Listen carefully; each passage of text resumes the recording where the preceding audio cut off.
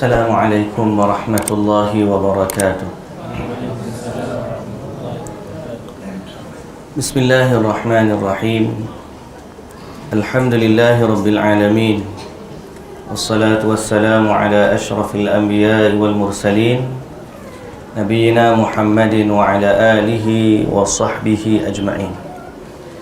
Rabbi syrah li sadri wa yassir li amri wahlul 'uqdatan min lisani yafqahu qawli.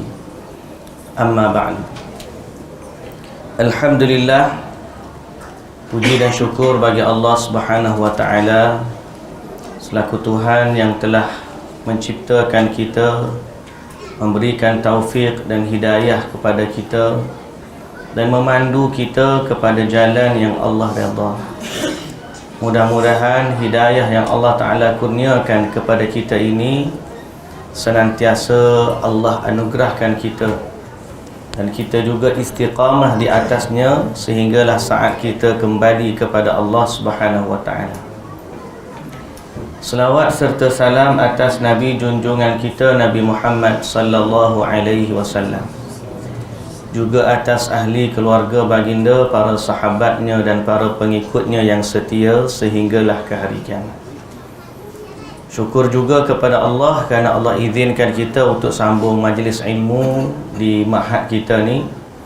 Salah satu daripada program yang kita usahakan untuk dianjurkan dalam mengajak masyarakat umumnya dan juga para ibu bapa dan juga para pelajar agar kita sama-sama memakmurkan tempat ilmu, bukan sekadar pengisian, tetapi pengisian pada tempat, tapi yang lebih utama lagi adalah untuk mengisi diri kita sendiri dengan ilmu-ilmu yang bermanfaat dari Allah Subhanahu wa taala. Hadirin dan hadirat yang dirahmati Allah, insya-Allah kali ini kita selain daripada kita sambung bacaan kita dalam Ambillah Aqidahmu, tapi kita juga akan bahaskan tentang betapa pentingnya kita hidup bersama Al-Quran. Kita hidup bersama Al-Quran. Kita pula mahad tahfiz Al-Quran. Dan alhamdulillah hari ini bersama juga kita dengan pertama kita di Ma'had Tahfiz Dar Al-Hikmah adalah dari Ma'had Tahfiz Baitul Ihsan Al-Khairi dan juga daripada Akademi Imam Al-Bukhari, yang merupakan boleh kita kata sahabat-sahabat kita juga, yang semuanya berusaha untuk menjadikan Al-Quran sebagai jalan kehidupan kita. Maka kita jemput adik-adik yang masih lagi ada di luar, mari pakak penuh, mari masuk dalam belakang. Masuk dalam belakang, kita sama-sama berbincang, berkongsi berkaitan dengan kewajipan kita terhadap Al-Quran. Pertama, pagi-pagi Ustaz ada kelas tadabbur. Alhamdulillah, hari ini ataupun minggu ni tadabbur kita berada pada surah Al-Baqarah sampai kepada ayat tentang sifat orang Yahudi dan Nasrani, ahli kitab, di mana ahli kitab ni dia tahu apa yang ada dalam kitab, tapi dia sembunyikan. Yang sembunyi tu satu hal, ada satu puak pula dia tak tahu apa tentang kitab dia. Allah Ta'ala sebut dalam Quran, أَوَلَا يَعْلَمُونَ أَنَّ اللَّهَ يَعْلَمُ مَا يُسِرُّونَ وَمَا يُعْلِنُونَ وَمِنْهُمْ أُمِّيُّونَ لَا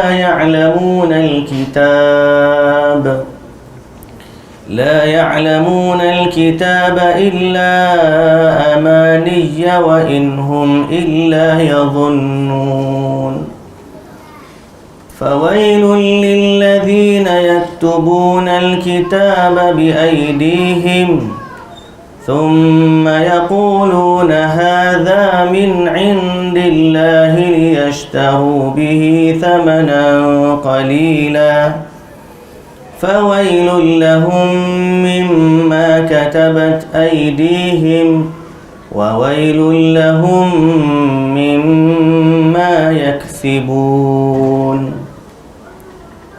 Ayat ni cerita tentang dua kategori ahli kitab Bani Israel. Kategori pertama ummiyun. Ummiyun ni bahasa terjemahan dia ialah buta huruf. Tapi yang buta huruf yang dimaksudkan oleh Allah bukan tak erti baca. Wa minhum ummiyuna la ya'lamuna al-kitab. Mereka tidak mengetahui isi kandungan Alkitab. Kitab di sisi mereka adalah Taurat. Illa amani, kecuali angan-angan yang diberitahu kepada mereka. Dalam Taurat cakap macam ni, dalam Taurat cakap macam ni, dalam Taurat cakap macam ni. Yang dia tak pernah tahu pun isi Taurat. Percaya je kepada pendeta dan rahib mereka. Saya pun bila baca tadabbur ayat tu terlintas, sifat ni bukan pada Yahudi je, ada juga pada orang-orang Islam.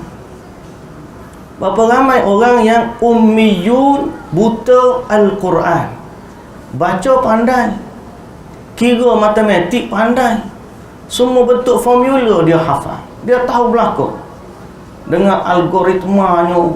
Tak tahu apa kita bantai sebut je tu. Algebranya, apa lagi ilmu-ilmu. Tu baru hak basic math. Kalau jenis admat langsung tak reti nak sebut tu.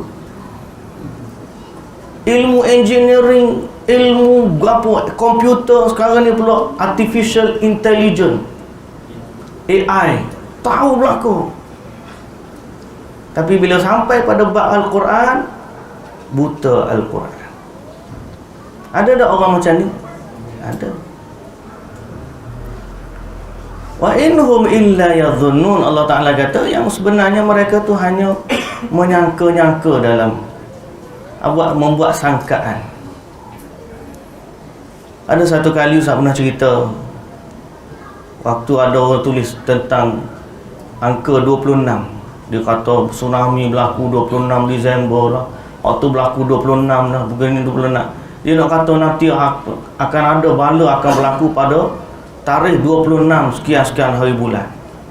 Betul lah Quran, betul lah Allah berfirman dalam Al-Quran juzuk 26, kami akan hancurkan langit dan bumi, kami akan pertemukan daratan dan lautan. Macam-macam lah. Saya fikir macam mana ayat Quran mana dia petik ni. Kebetulan yang share tu grup ustaz-ustaz. Kita pun tanya mana ayat dia, tak ada seorang pun jawab. Kita pun tanyalah Al-Syekh Al-Fadil Al-Alim Al-Google. Tarik dalam Google, keluarlah. Sebab Google ni dia tahu lah kan. Dia Syekh Alim kali. Tanya dia, rupa-rupanya yang disebut firman Allah tu bukan Al-Quran pun. Sebaliknya dia adalah terjemahan Bible. Tapi yang share tu ustaz tu, dia kata Allah, alangkah butanya kita dengan Al-Quran. Golongan yang kedua, Allah Ta'ala sebut fawailul lilladzina yaktubuna al-kitaba biaydihim, ialah celaka dan binasalah bagi orang yang menulis Al-Kitab dengan tangan mereka. Tulis dengan kitab tangan mereka tu bukan dia salin ayat Taurat tu dah. Dia salin tu, dia tulis ayat daripada diri dia, dia masukkan dalam Taurat.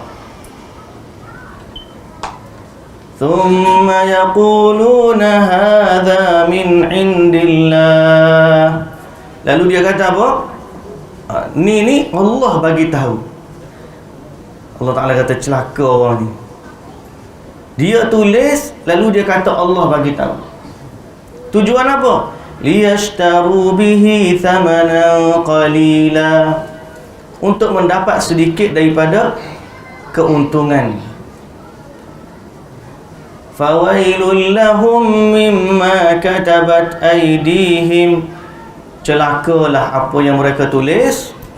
Wa wailul lahum mimma yaksibun, celakalah apa yang mereka dapat dari hasil perbuatan mereka itu.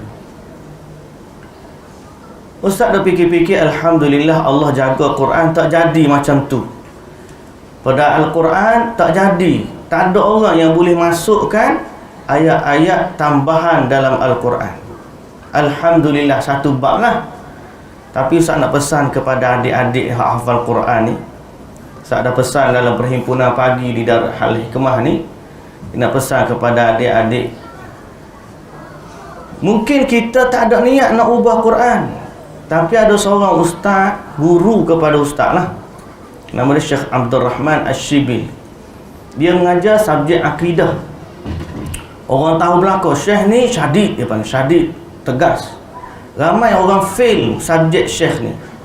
Sebab apa ramai orang fail? Syarat Syekh ni sangat ketat. Dia kata, bila aku tanya ayat Quran, minta bagi ayat Quran. Maksud dia, kalau salah satu huruf, itu bukan Al-Quran. Kalau salah satu huruf, itu bukan Al-Quran. Jadi bila kita hafal, kadang-kadang kita ni hak panjang, kita pendek, hilang satu huruf.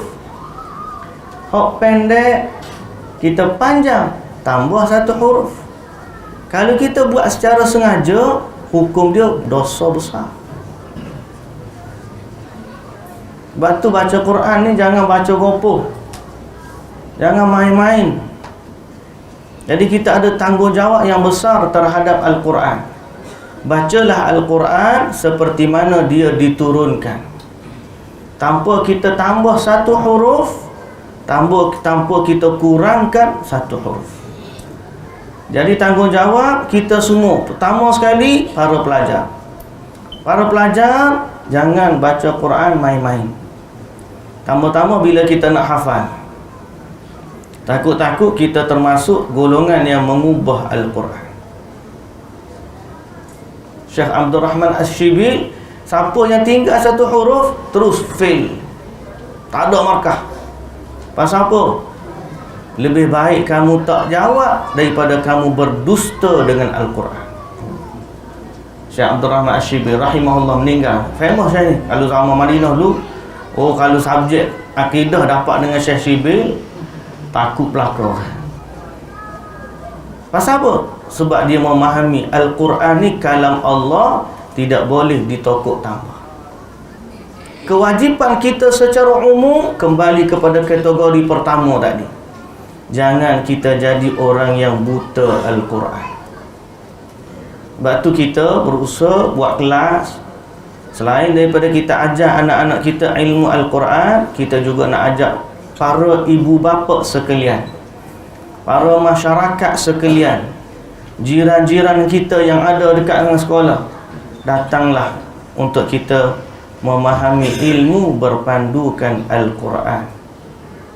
Okay? Kalau boleh seminggu sekali ni kita mari untuk memahami 1-2 ayat macam kita baca tadi, alhamdulillah. Dan Allah Ta'ala kata dalam surah Fatir, thumma awrathnal kitaba alladhi nastafaina min ibadina faminhum zalimun li nafsi wa minhum muqtasidun wa minhum sudah tak? Cuba sambung. Wa minhum bukan hafal dah? Tak lagi? Tak apa lagi? Wa minhum sabiqum bil khairat. Allah Ta'ala kata, kami wariskan, kami berikan Al-Quran ini kepada orang-orang yang terpilih dari kalangan hamba kami. Maka ada dari kalangan mereka yang menzalimi diri mereka. Ada dari kalangan mereka yang ambil Quran ni secara cukup-cukup, ambil bajet ekonomi. Dan ada di kalangan mereka yang ambil dari Al-Quran ini kebaikan-kebaikan dan mereka berlumba-lumba dengan kebaikan tersebut. Golongan pertama, menzalimi diri mereka, ialah golongan yang berpaling dari Al-Quran. Ada Quran, tapi dia berpaling dari Al-Quran.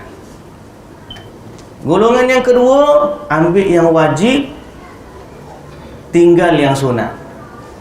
Ambil hak wajib, tinggal yang haram, tapi yang sunat dia tak peduli. Dia ambil hak wajib je. Orang ni kalau di dunia ni jenis kalau masuk tiun hotel dapat katil lah. Boleh tidur je. Sabun tak ada, tuala tak ada apa. Tahu tak? Pakai hak basic sungguh. Basic dia katil, asal boleh tidur je. Satu lagi, wa minhum sabiqum bil khairat, ialah orang yang berlumba-lumba mencari kebaikan dari Al-Quran. Yang ini dia berusaha belajar ilmu Quran, faham Quran. Dia tahu yang wajib, dia buat. Dia tahu yang haram, dia tinggal. Dia tahu yang sunat, dia buat. Dia tahu yang makruh, dia tinggal. Dia tidak ada perintah dari Allah, sama ada yang wajib atau yang sunat, dia akan berlumba nak buat. Ini orang berlumba-lumba dengan kebaikan. Jangan kita jadi sebahagian daripada orang belajar benda sunat, tujuan dia belajar supaya boleh tinggal. Ada orang belajar benda sunat. Apa hukum ni ustaz? Wajib. Oh, kena buat lah. Apa hukum ni ustaz? Sunat. Sunat tak apalah, tak buat apa muka tu sunat. Dia belajar benda sunat, tujuannya untuk tinggal. Orang yang berlumba-lumba kebaikan, dia tak kata buat macam tu. Dia tak akan buat macam tu. Dia tahu siapa yang buat benda sunat dapat pahala. Siapa yang tinggal benda sunat, dia rugi. Dia telah merugikan banyak pahala. Jadi sebab itu kita pilihlah nak jadi kategori pertama, orang yang berpaling dari Al-Quran. Kategori kedua, orang yang ambil Al-Quran sekadar yang keperluan dia sahaja, kewajipan dia sahaja. Orang yang ketiga, orang yang berebut-rebut mengambil kebaikan dari Al-Quran. So kita nak jadi kategori mana? Nombor 1, nombor 2, nombor 3. Mesti nak jadi nombor 3. Pasal nombor 3 lah orang yang paling beruntung. Jadi antara hak kita dah buat selama ni pun, kelas-kelas kita berusaha memahami Al-Quran.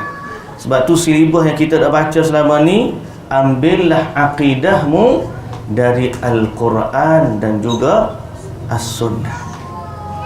Kenapa pula ada As-Sunnah? Sebab As-Sunnah ni adalah penjelas kepada Al-Quran. Kerana Al-Quran tu turun kepada Nabi SAW, dan orang yang paling faham tentang Al-Quran adalah Nabi SAW. Dan Nabi lah yang menjelaskan kepada para sahabat. Dan yang Nabi jelaskan dalam hadis bukan sekadar bab benda-benda sunat yang kecil, termasuklah bab akidah, bab ibadah, bab muamalah, bab akhlak, semuanya ada diterangkan oleh baginda Nabi SAW.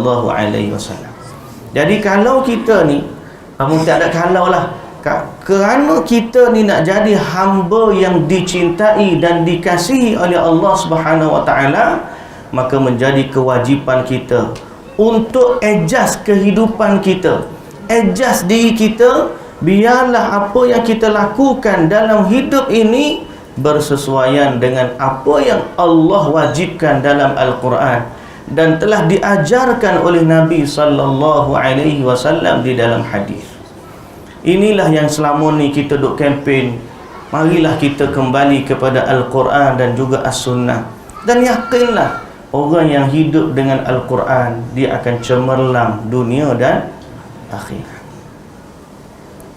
Okey? Jadi jangan rasa aku ni belajar tahfiz je, aku ni belajar Quran je, tak. Ini bukan masalah je. Al-Quran ni bukan je. Al-Quran ini adalah sebaik-baik ilmu. Khairukum, hafal belakang ni. Khairukum man ta'allama al-Quran wa 'allamah. Sebaik-baik kamu orang yang belajar Quran dan mengajarkan dia. Kita tanya, awak belajar banyak mana Quran? Cuba baca surah ni sikit. Hadis tu tahu pasal kita nak jadi orang terbaik. Tapi nak jadi orang terbaik bukan pada hadis tu, pada Al-Quran yang kita hafal.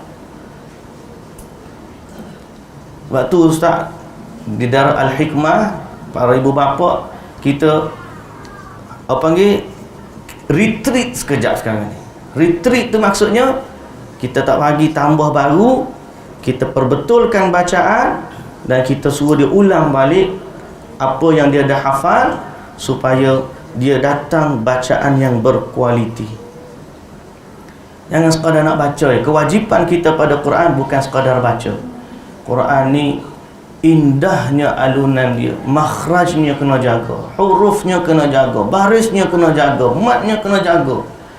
Barulah kita dapat Al-Quran yang indah. Ni kita kena ingat Al-Quran ni telah mengalahkan syair Arab. Orang baca syair terpegun, bila dengar Quran lagi terpegun. Ni kita baca Quran bahasa tawa, dengan lagu Hindustan, dengan lagu Korea layan. Pasal apa? Pasal kita tidak, zuk tu tak sampai, kita belum lagi sampai ke pada tu, kerana kita yang tidak berusaha membaca Al-Quran dengan baik. Baik, jadi kita satu pada bacaan, kedua pada kefahaman. Itu antara kewajipan kita terhadap Al-Quran. Pembacaan, kefahaman. Yang ketiga apa? Beramal dengan Quran. Kita nak tiga-tiga tu, okey? Baca, faham, amal. Moto kita, moto kat ilmu, amal. Moto baju tu tak baju, tak ingat. Baca, faham, amal. Baik, hadirin dan hadirat yang dirahmati Allah Subhanahu wa taala sekalian. Mana dia asyik-asyik hilang. Okey. Oleh kerana masa kita tak banyak, itu mukaddimah bab Quran. Ni kitab ni kena baca, maka tak habis. Antara benda hak kita nak kena faham dalam Al-Quran, sebenarnya kitab ni hak kita nak baca adalah mengambil akidah berdasarkan Al-Quran. Berarti memahami Al-Quran pada sudut akidahnya macam mana. Dalam kehidupan ada satu persoalan besar dalam hidup, ialah tentang doa. Doa ni apa? Permintaan. Okey, permintaan. Secara umum minta ni kita panggil da'a yad'u, bolehlah.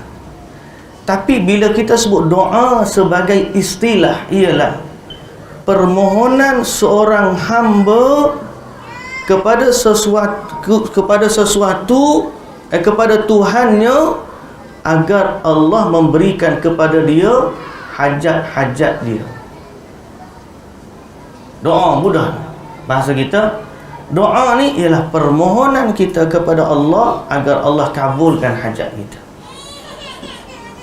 Bahasa mudah kita kata. Baik, soalan dia, bila kita berdoa kepada Allah, apakah doa itu ibadah? So kita balik mula kepada definisi awal. Ibadat tu apa?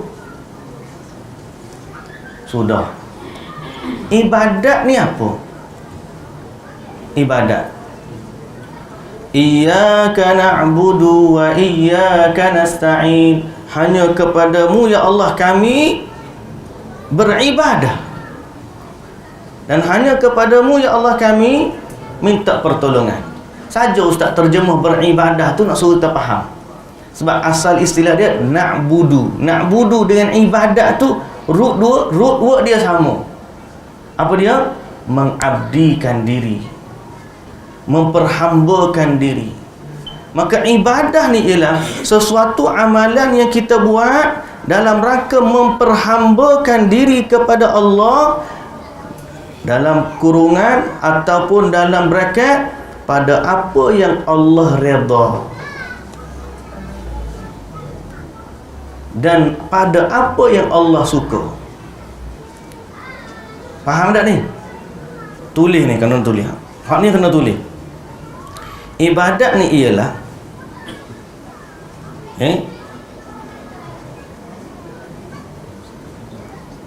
ismun jami'un likulli ma yuhibbuhu Allahu wa yardahu. Kalau boleh tulis memang hebat. Perbuatan mengabdikan diri kepada Allah yang meliputi semua perkara yang Allah redha dan Allah suka. Bila kita buat untuk mengabdikan diri kepada Allah, tapi dengan dalam ruang lingkup yang Allah suka dan Allah redha, itulah ibadat. Buat apa yang Allah Ta'ala suka, buat apa yang Allah Ta'ala redha, itulah ibadat. Jadi doa ni Allah suka ke Allah redha? Allah suka ke Allah tak suka? Jawapan dia Allah suka. Maka bila Allah suka, dia jadi ibadat. Macam mana kita tahu Allah suka? Inilah kita kena kembali kepada Quran. Kita tak boleh kata Allah suka tanpa Allah bagi tahu. Siapa yang kata Allah suka kepada sesuatu tanpa Allah bagi tahu, maka dia telah berdusta atas nama Allah. Itu lagi parah. So kita berani kata doa ni Allah suka. Sebab apa? Sebab dalam Quran Allah yang suruh kita berdoa. Betul tak? Bila Allah suruh kita berdoa, bererti Allah suka. Dan bila ada perintah daripada Allah, kita lakukan sebagaimana yang diperintahkan, maka jadilah dia ibadah. Kalau Allah Ta'ala tak suruh, kita pergi buat benda yang Allah Ta'ala tak suruh, dia jadi tak ibadat? Tak sah kata pada yang Allah Ta'ala suruh. Kita ambil contoh kita je, benda yang kita tak suruh. Cikgu nak bagi makan, bahasa mudah lah, kita di sekolah masuk periksa. Periksa buat karangan 300 patah perkataan karangan bahasa Melayu. Pernah buat karangan bahasa Melayu 300 patah perkataan? Pernah. Tajuk dia apa? Tajuk dia kehidupanku sebagai seorang pelajar hafiz. Contoh, buatlah karangan saya bangun pukul 5 pagi. Tu pun lepas kena bedah kau ustaz. Ustaz kejut banyak kali, siram air baru bangun kehidupan saya sebagai seorang pelajar tahfiz. Lepas tu semayang subuh pula ngantuk-ngantuk. Ada siapa sujud tak bangun-bangun.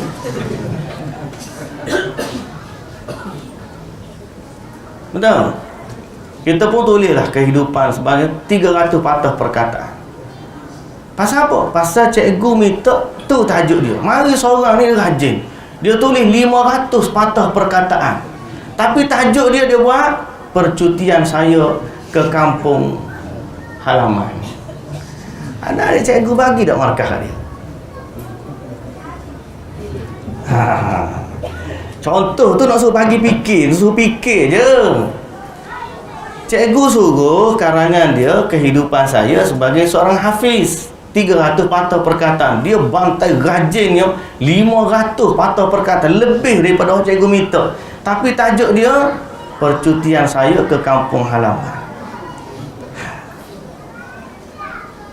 Kalau ustaz lah jadi cikgu, budak ni dia tak faham. Aku suruh lain, dia jawab lain. Akhir sekali cikgu pun pakau sah, tidak menepati kehendak soalan.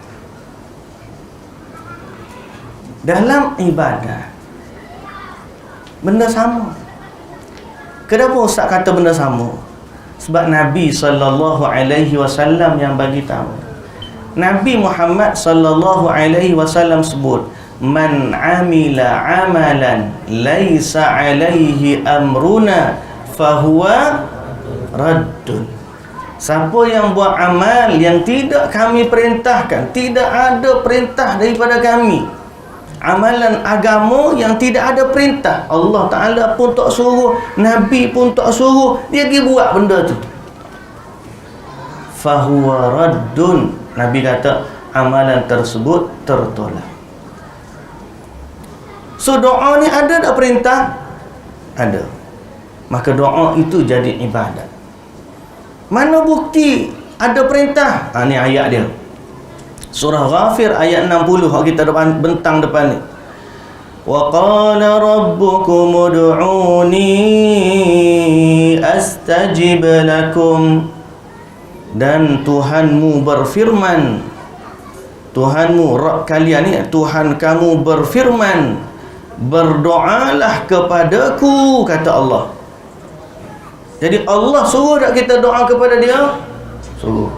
Maka jadilah doa itu ibadah. Hari ni siapa pun doa, apa pun ayat dia berdoa, apa sahaja yang dia doa akan jadi ibadat. Walaupun dia doa benda remeh, insya-Allah yang remeh tu pada permintaannya, yang besar itu pada doanya. Contohlah, dia nak benda remeh lah. Dia tengok makanan nak habis dah sikit lagi. Tengok, aku nak makan tu popiah tu nampak sedap, tapi tengok orang ambil habis dah, nak habis sikit lagi. Dia pun, ya Allah simpanlah popiah tu kat aku sikit, aku nak makan. Remeh je permintaan. Betul tak? Dia minta popiah je. Betul. Tapi doa itu besar. Tiba-tiba dia doa, anak kecil berdoa, ya Allah, aku tak cukup 10 sen lagi nak beli gula-gula. Kurniakanlah aku 10 sen ya Allah. Contoh. Alah, kita kata doa 10 sen. Doa tu hajatnya kecil, tapi pahalanya besar. Kenapa dia besar? Sebab doa.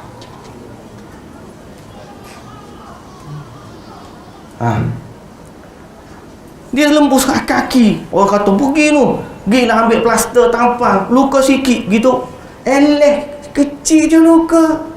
Dia pun kata, ya Allah, sembuhkanlah sakitku ya Allah. Walaupun luka ni kecil, Engkaulah Tuhan yang Maha Penyembuh. Luka tu mungkin kecil, tapi doa itu besar. Kerana doa itu ibadah. Apatah lagi pada benda-benda yang besar. Kalau hajat kita besar, lagi besar pergantungan kita kepada Allah. Lagi besar pergantungan kepada Allah, lagi besar nilai ibadah di sisi Allah Subhanahu wa ta'ala. Sebab tu hari ni kita kata, sebagai orang yang memahami Al-Quran, jangan bakhil dengan doa. Jangan bakhil dari doa. Anak kita demam, sebelum pergi kepada klinik, doa dulu. Naik kereta, sebelum start kereta, doa dulu. Walaupun doa tu remeh pada permintaannya. Ya Allah, aku ni lapar, ni nak makan ke apa, ya Allah, kurniakanlah aku makanan. Duit ada, cuma saja minta doa kepada Allah. Remeh pada kita, tapi besar pada Allah. Kerana apa? Pada doa ada nilai ketundukan kepada Allah, dan pada doa ada nilai patuh kepada Allah. Kerana Allah berkata, wa qala rabbukum ud'uni astajib lakum. Maka orang yang banyak berdoa adalah orang yang faham Al-Quran. Kita ngapa tak ingat, ngapa tak ingat, ketuk kepala, kata kat dia gedung tak ingat. Kita berkata, ya Allah, kenapalah aku baca 30 kali dah tak ingat, ya Allah. Ya Allah, permudahkanlah aku untuk hafal. Kita pun baca, tak ingat juga, gedegung, mutuk kepala lagi. Ustaz, saya tak ingat, Ustaz. Baca 100 kali pun tak ingat. Tak apa.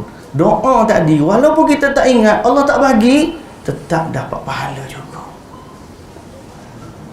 Istimewanya doa ni, sebelum daripada kita dapat apa yang kita nak, pahala doa tu dah confirm dah dapat.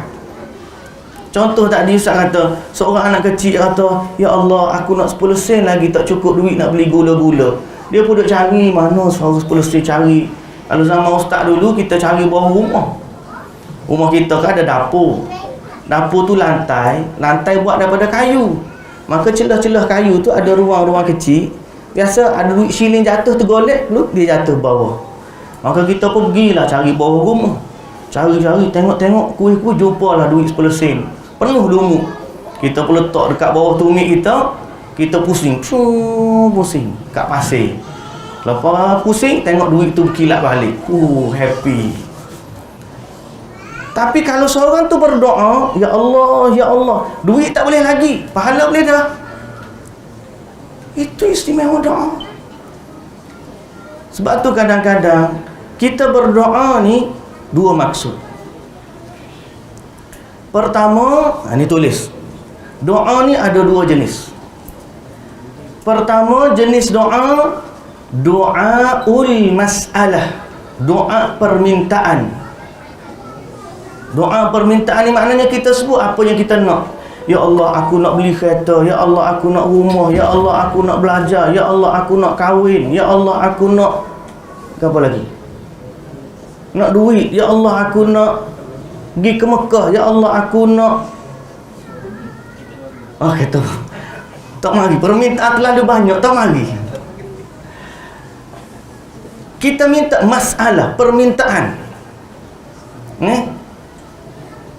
Maka kalau dia dapat apa yang dia minta, dia dapat bonus.